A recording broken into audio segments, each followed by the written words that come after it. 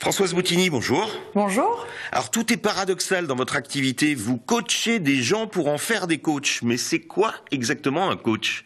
Alors un coach, c'est un professionnel qui accompagne les personnes sur leur changement.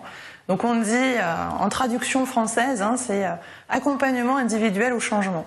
Et effectivement, on coach de futurs professionnels pour qu'ils puissent exercer ce métier.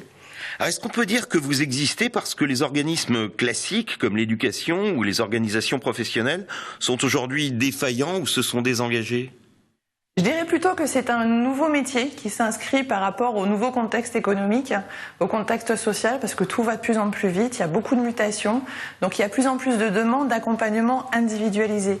Donc je dirais plutôt que c'est un nouveau métier qui s'inscrit par rapport à un nouvel environnement et qui est complémentaire de ceux qui existent déjà.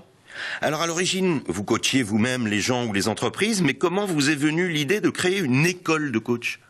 Alors l'école de coach, elle est venue d'un simple constat, c'est que c'est un métier qui s'apprend avant de s'exercer, c'est un métier qui a besoin de vraies techniques.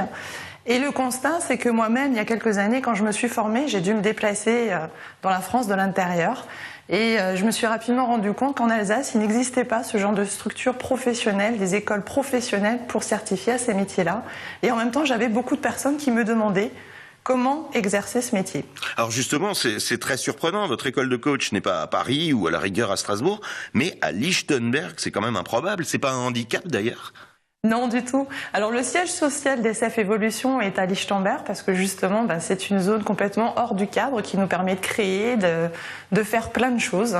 L'école elle-même se trouve sur Saverne, donc ça c'était une vraie volonté de délocalisation, déjà pour permettre à plus de personnes d'y accéder et sortir un petit peu du cadre traditionnel pour apprendre ce métier. Est-ce qu'il ne faut pas être un peu prétentieux quand même pour se déclarer formateur de coach? Qu'est-ce que vous apportez concrètement à vos élèves? Alors, j'apporte une expérience, j'apporte une expertise. Je suis moi-même déjà enseignante à l'Université Strasbourg en sciences humaines. J'ai un parcours, j'ai également des formations en psychologie du travail, en coaching. Donc c'est un petit peu la synthèse de tous ces outils, parce que travailler sur l'humain, ça demande plein de compétences différentes. Donc du coup, c'est pouvoir apporter toutes ces compétences de différents courants de pensée pour pouvoir amener une vraie technique à ces professionnels. Alors est-ce qu'il y a des qualités ou peut-être même des défauts indispensables pour devenir coach? Est-ce que vous avez déjà refusé des gens? Alors j'ai déjà refusé des gens. La qualité principale, c'est d'avoir envie de travailler avec l'humain, d'avoir vraiment envie d'être dans cette relation. C'est un métier de service, donc d'être dans cette relation, dans ce qu'on appelle une posture basse, c'est-à-dire une posture d'humilité. Et donc ça, c'est les grandes qualités principales, être vraiment focus sur l'humain.